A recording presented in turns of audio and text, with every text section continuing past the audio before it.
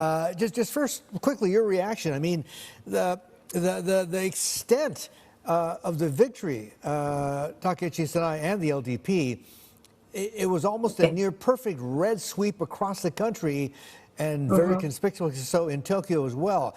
I mean, we haven't seen this kind of dominance, and the last time I can remember is probably, what, 40 years ago during Nakasone. What do you make of this? Yeah, so already before, 1 week before this election, we already knew that she is going to have a very big victory. And by her party alone, LDP, they can achieve quite a large number of seats. So in that sense, it was not a big surprise, but the magnitude of her victory was very big. So just by her party alone, they captured 75% of the total seats, and then together with the smaller minor, coalition parties, they have 2/3 of votes. So, it's much easier for her to do her policies. Yeah, so LDP plus Ishin, their junior partner, they have what's called a supermajority. In other words, they can do whatever they want, and they can even overrule whatever gets passed in the less powerful upper house. So then the question is, what is she going to do? And let me start with two things. The plan to cut tax on food for a limited period of time, one, and two, how that could potentially affect the fiscal profile of Japan. What do you think?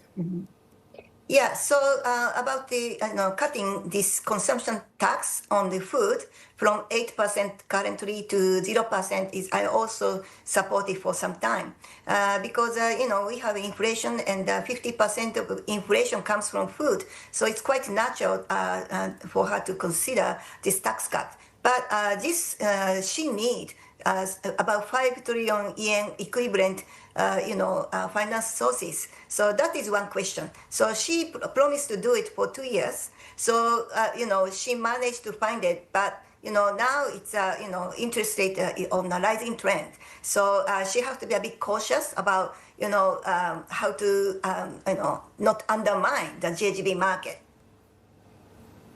Yeah, hi, this is Lisa. A question that I had in mind is the Prime Minister looks set to spend a lot more, not only the tax cuts that you just mentioned. So I'm just wondering what you think of her plans and her team's plans to spend first to bring back economic growth and also bring back demand.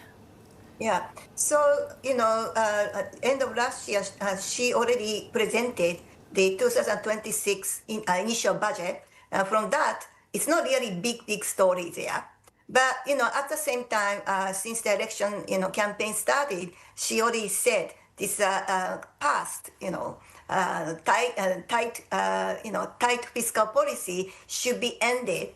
And she's doing the election to ask for the public support for this big change in the policy. So what does it mean in a big change in the policy? So one is, as she said, she want to end this past, contractionary fiscal policy. So that means she's going to do something quite large, right? So besides this consumption tax cut for the food, she may be going to do something more. I think the most interesting issue this time, which is very different from opposition party, was her stance on the national defense. So she will try to change our constitution, and then she want to, emphasize. She is emphasizing deterrence, and they want to increase the defense spending and want to promote Japanese defense industry. So that's why stocks prices are going up. So, then we need, financing sources. So there are a lot of uncertainty here.